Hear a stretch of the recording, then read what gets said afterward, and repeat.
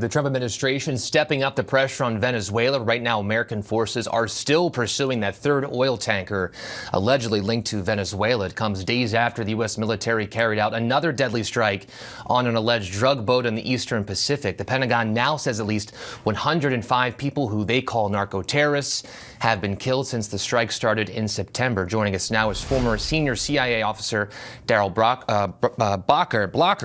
Former senior CIA officer Darrell Blocker. Thank you for joining us. So Venezuela is getting support from both Russia and China during an emergency meeting of the UN Security Council. How significant is that?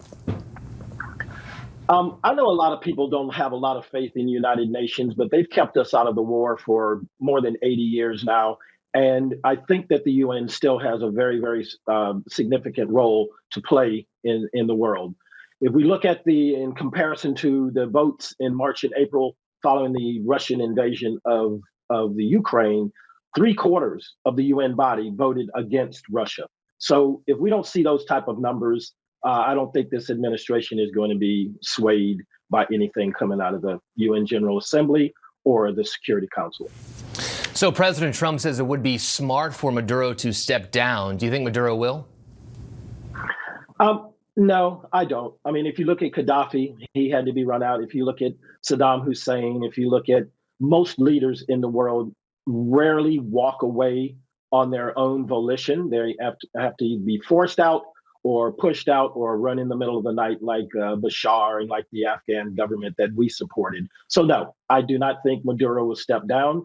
I think he might end up moving to another country and by default signaling to whoever is going to replace them. But no, he's going to stay. So all those examples that you listed were regime changes. We don't know how this will end for Venezuela, but if it is a regime change, what's next for that country? What's next for Venezuela? I've been thinking about that quite a bit over the last couple of weeks. I was a part of the planning for Operation Just Cause, which was the Panama invasion in December of '89. And this is eerily reminiscent to that. I do think that Maduro is going to end up living in a third country, or he's going to end up being killed by his own people, or he's going to end up in jail because of his ties to narco traffickers. So that's what's next for Maduro. What's next for the Venezuelans who absolutely do not support Maduro? Hopefully they'll get what they want, which is a move towards democracy. Let's get to this third oil tanker that the U.S. has pursuing for a few days now. With the first two that the U.S. seized, they got them pretty quickly. Why do you think this is taking so long? I've been wondering about that as well. Tankers are very large, but the ocean is even larger. It's 3/4 of the Earth, so it's not easy to find something, even when you have a general idea of where it is.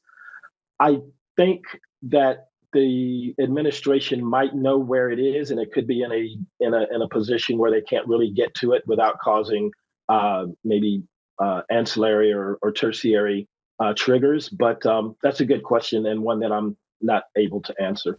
Darrell Blocker, thank you for your time.